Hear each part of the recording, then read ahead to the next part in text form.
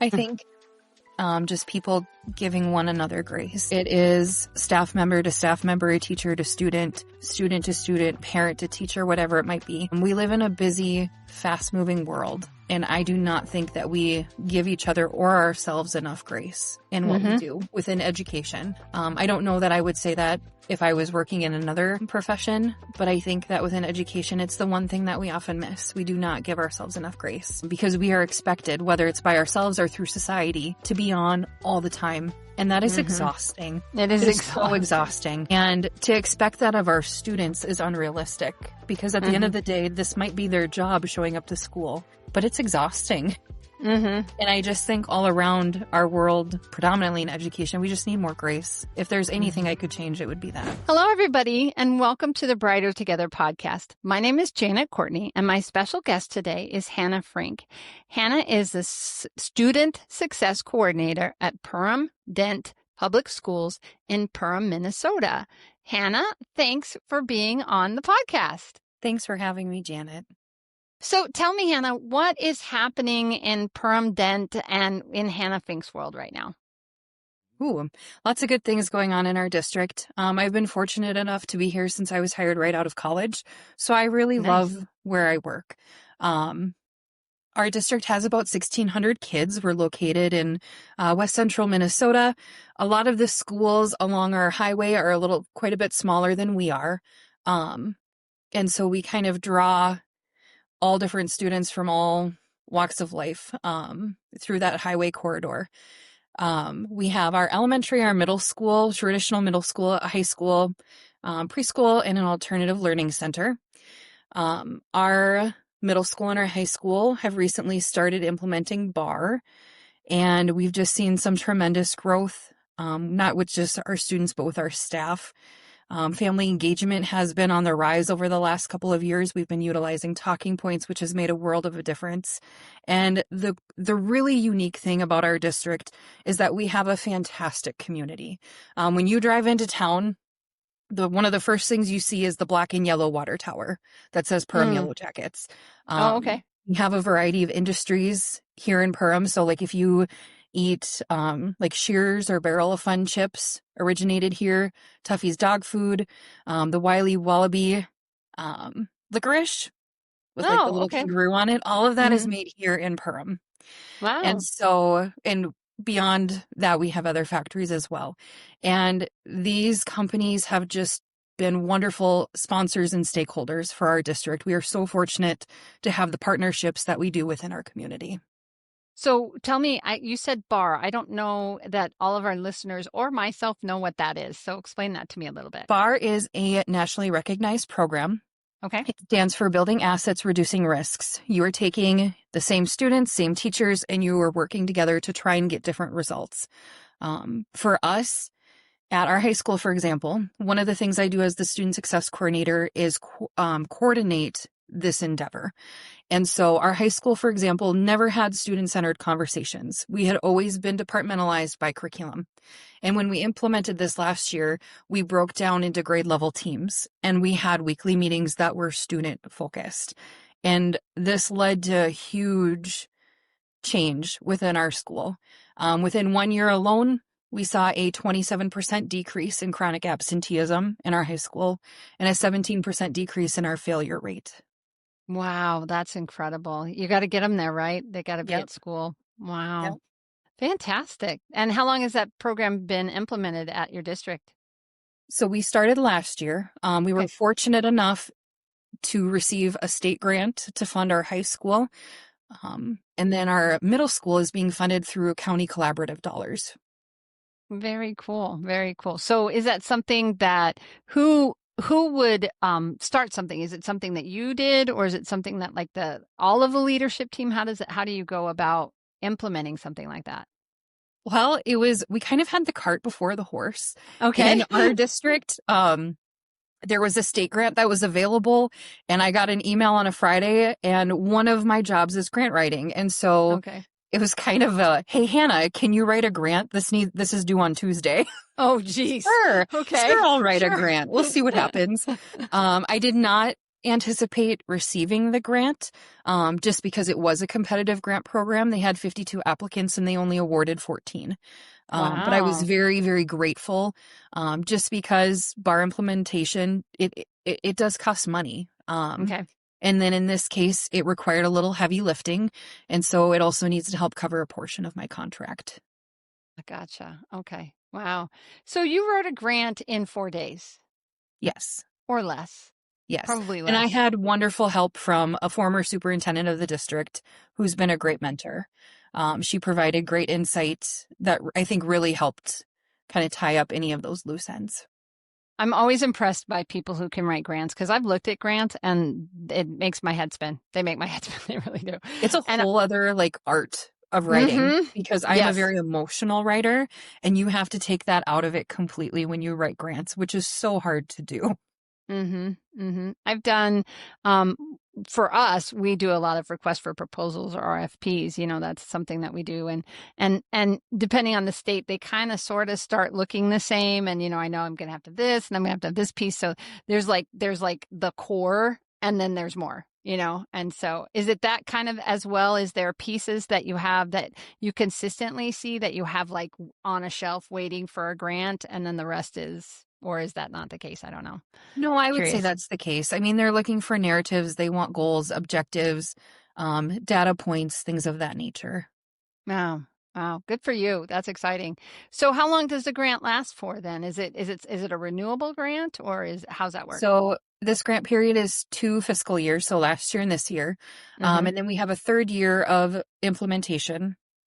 And so our county has actually offered, our county collaborative has offered to cover our third year here at the high school, Nice. which, Yeah, when you see results, right? That's the thing. yes, That's the point yeah, of it is to get it in there, get the yeah, results so then the board and others can go, we don't want to lose this program. It's working. right.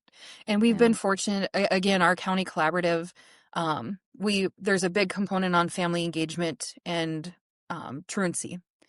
And they have allocated a lot of dollars to this endeavor over the last couple of years. Last year, they paid for 2 schools in our county, and then they are funding 2 more this year.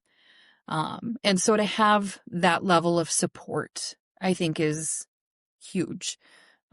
So again, we were fortunate at our high school to be supported through the state, but to have that at a county level is a whole other Yeah. endeavor. Yeah. And then everybody's pushing and moving in the same direction. That's fantastic. Yeah. Awesome. Well, I love the fact that you're getting results and that you're seeing it. And what are you seeing as far as like how is that changing like the morale or teachers or students? Are you seeing changes there as well? Absolutely. One of the things, we did talk about this week, we actually just finished our BARR training yesterday. You have 2 days of training at the start of every school year. We were talking about how to better build and support those student to student relationships. Because I think Mm-hmm. we're really good with the teacher to student. We're really good with the teacher to teacher relationships, but it's the student to student that we definitely need to work on a bit more. And I think a lot of that is just naturally born out of our technology driven world. Yeah. Students communicate through devices. They do not work on that one-on-one communication. But in regards to staff morale, oh, Janet, this is like, I don't know. I could talk about it forever because it's such a day maker for me. I have been fortunate enough to work in all 3 buildings in our district, and I have been able to kind of take a back seat and really observe how staff work together. You're able to see strengths, weaknesses, all of it, and no building is perfect by any Mm-hmm. means. Right. The You got staff humans here in at it. the high You got school, humans in it, right? yes, the staff here at the high school, they've always been fantastic, and I know that they've always been a close-knit group. But to see this movement come in and to see Mm-hmm. it championed by everybody, it's myself, it's our dean of students, our counselors, our secretaries. Oh my gosh, we would be lost without our secretaries helping with this. Mm-hmm. Our principal is 110% bought in, and having that championed effort from everybody has not just encouraged buy-in, but it has brought us closer together as a staff. The culture and climate of the building was very different last year than it was the year prior. And then when we all came back together here this week, this was a totally different feeling of where we were a year ago when we were I just getting started. Yeah. And it's No, go ahead. most, Go ahead. No, go it's right just, ahead. it's such a beautiful thing Mm-hmm. to Yeah. see grown adults come together and not just bond for each other, but we are genuinely bonding over our love of education and working with kids. There is a crisis in this country, a massive shortage of special education teachers. We know how devastating this can be for your students, families, and staff. Lighthouse Therapy places experienced special education teachers in virtual, hybrid, and on-site roles, and we handle everything from hiring to onboarding to mentorship. These aren't just placements, they're professionals who understand compliance, collaboration, and care. Let us help you fill in the gaps with special education teachers who really understand. We are here to help. Visit lighthouse-therapy.com/brighter together to connect with us today. Yeah, because that's why we're here, right? That's why we're here. Mm-hmm. And I'm wondering too, then you're probably going to see less turnover. Yes. Yeah. That's the hope. Mm-hmm. Yeah. So teachers come back. It's a tough field. It's a tough field. It's not a very tough field. Yeah. And it's not rewarded as it should be. We all know that. It's not paid as it should be. We all know that. It's broken and we know that too. But that is the amazing thing about educators is we love the kids and we're here not just for a paycheck. We don't come in just to make the money and there's certainly not the kudos that you get if you work in other industries, but you do see it in the long run what the results are. And we're changing a generation, and you guys are changing a generation because you've got kids that are now going to graduate, and because you've got them at school that wouldn't have otherwise, right? It's amazing. That's amazing. I love that for you guys. I really do. And parents, you're changing parents. I'm assuming you're also affecting like family dynamics as well then. Yep. So, and that's a big piece of this. I did a little work this summer on like the building dual capacity framework for school and family partnerships. And one of the big reasons why families are often disengaged is because they have had either some sort of historical trauma or just a terrible experience linked to school and education. And you have to really break down that barrier and you have to meet them where they are and be willing and vulnerable yourself to help coach them through. And they might not be ready to walk through, the doors of your school. You might have to go meet them in the parking lot to start. And that's okay. Because at the end of the day, we're all here for the same purpose. We're here for our kids. Mm-hmm. So it's BARR and then Talking Points together have worked wonders for us in terms of family engagement. Let's dive a little bit. I think we've got BARR. Let's talk about Talking Points. Tell me a little bit more about that one. Talking Points. It is an equitable communication tool. I found out about them a handful of years ago. We had we still have her, fortunately. We have an ESL teacher who is Maria is amazing. I don't know what we would do without her. She is like our little golden nugget here in Perham, and we are so, so dang grateful that we have her. Over the years, our Hispanic population has increased. We are now at about 20% students of color, which is very different from where we were probably 15 years ago. It's more than doubled. Wow. And Maria just she's so ingrained in the community and these families trust her. And it's beautiful, but she was getting burnt out because she was trying to provide language support, and just be that support person for all of these families all of the time. And it just was not realistic. And that's because we had a communication barrier. And I was trying to find an alternative to kind of help take some things off of her plate. And I stumbled across Talking Points. So what Talking Points does is that it allows staff to send a message in English and the parents or caregivers receive it translated into their preferred language. So if our student information system has parents flagged for having a preferred language of Spanish or Ukrainian, it's automatically translated in that for them. They can respond in their preferred language. It comes back translated to us in English. And the beauty of Talking Points is if you have a flip phone, you can have it because it creates every message with a teacher will create a separate phone number, and it becomes a one-on-one communication that way. And so you don't need the fanciest iPhone. If you want to have the app, you can. But again, if you have a flip phone, this works. And it has been an absolute game changer. They have so many different features that are add-ons. This year we purchased document translation, so everything is automatically translated that we attach. They also have an attendance feature that we're going to try out this year and just see if that can help us with communication and better tracking. Because while our student information system is fantastic, we just have some pieces that are not clicking. And so this provides that alternative.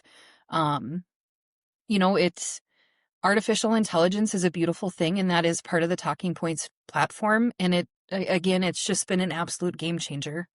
I don't know if I need to state, but I am not endorsed by BARR or Talking Points. I get that. Yeah. In any way. Yeah. I am so incredibly passionate about these two things we have been able to bring in that have absolutely transformed what we're doing here in this district. Yeah. And that's it. Some other people haven't heard of them. And, we promote Lighthouse. That's what we promote. There you go. That's what we promote. BARR and Talking Points, if you want to promote, we can talk. But it's just one of those. I mean, I'm glad. I'm really excited for you guys that this is something that is making a change. And certainly, I'll tell you, we went on vacation. We love going to Mexico. I love Mexico. I love the people there. It's beautiful. It's just, it's a place that we as a family, we've just kind of been all over different places in Mexico. And it's not far from where I am in South Texas. So, it's an easier trip. Right. It wasn't when we were in Michigan, but we still went. And they work so hard. They're amazing people. And this last time that we went, it was always that language barrier because I don't speak Spanish.